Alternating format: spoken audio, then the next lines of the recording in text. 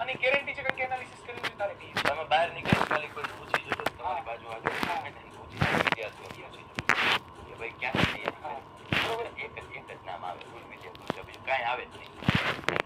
હેતુલક્ષીમાં મેં તમને કીધું જે વિદ્યાર્થી હેતુલક્ષીમાં પ્રહારની બરોબર અને એમાંથી વાઇલ શોષણ તૈયારી કરી છે અને હેતુલક્ષી બહુ સરસ જશે.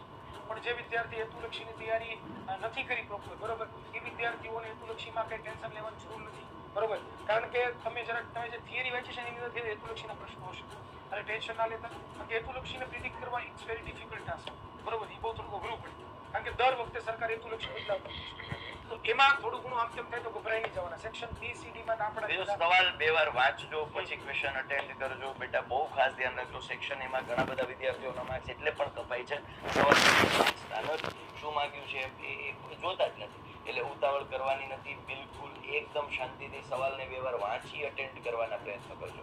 બીજું ખાસ આજે જ્યારે તમે ઘરેથી જાઓ ત્યારે તમારા માતા પિતાને પગે લાગી તમારા માતા પિતાના આશીર્વાદ લઈ પ્રેમથી દઈને ખાંડનું બનાવે જરા પ્રેમથી ખાઈ લેજો જરા બરાબર. બીજું ખાસ રસ્તે જતી વખતે થોડું ધ્યાન રાખજો. આજુબાજુના વાહનોનું ધ્યાન રાખજો. બીજું હવે તો તમારે એ જનરલ ઇન્સ્ટ્રક્શન આપણે નહીં આપવી પડે. કોર્ટના પેપરમાં એટલું ધ્યાન રાખવાનું છે. સ્ટીકરનું એક વખત બહુ થઈ ગયો છે પણ ખાસ એટલું જરૂરથી કહીશ કે તમે મહેનત કરી છે. તમારા માતા પિતાએ તમારા પર ભરોસો મૂક્યો છે અને તમારા ભગવાન કે તમારા મતલબ જે અલ્લાહ કે જેને તમે માનો છો એણે તમારા ઉપર આશીર્વાદ વરસાવ્યા છે. બીજું તમારી શાળાના શિક્ષકોએ પણ એટલી જ આખા વર્ષ મહેનત કરી છે. તમે કદાચ કોચિંગમાં જતા તો એ લોકોએ આખા વર્ષ મહેનત કરી છે.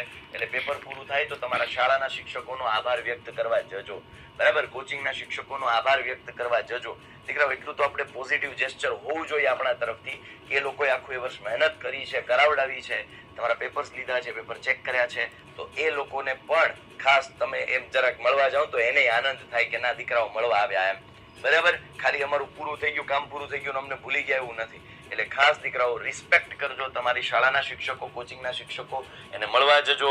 એને પણ થેન્ક યુ કહેવા જજો અને એને પણ એમ કહેજો કે thank you so much sir અમારા 10મા ધોરણને ચમકાવવા માટે બરાબર. બહુ સીધી ને સ્પષ્ટ વાત કરું છું. એ લોકોએ પણ થોડી મહેનત કરી છે. થોડી નહીં સોરી થોડી વધારે. અમે તમારા કરતા વધારે કદાચ એને મહેનત કરી હશે બરાબર. તો એ લોકોને પણ ખાસ જરા મળવા જજો. મળશો ને તો એને બહુ ગમશે ભાઈ, બહુ ગમે. અમે શિક્ષક તરીકે બહુ સારી રીતે ફીલ કરી શકીએ. અમને ખબર છે કારણ કે અમે શિક્ષક છીએ બરાબર. અમને ખબર છે આ લાગણી કેવી હોય ને એ અમને ખબર છે કે એ કેવી મજા આવે જયારે વિદ્યાર્થીઓ રૂબરૂ મળવા આવે અને ખાલી એક વાક્ય એમ કે તમારા લીધે મસ્ત પેપર ગયું બસ ખતમ ભાઈ. આખો દિવસ દિન બની જાય અરે દિન સાલ બની જાય. તો તમારે પણ એ શિક્ષકો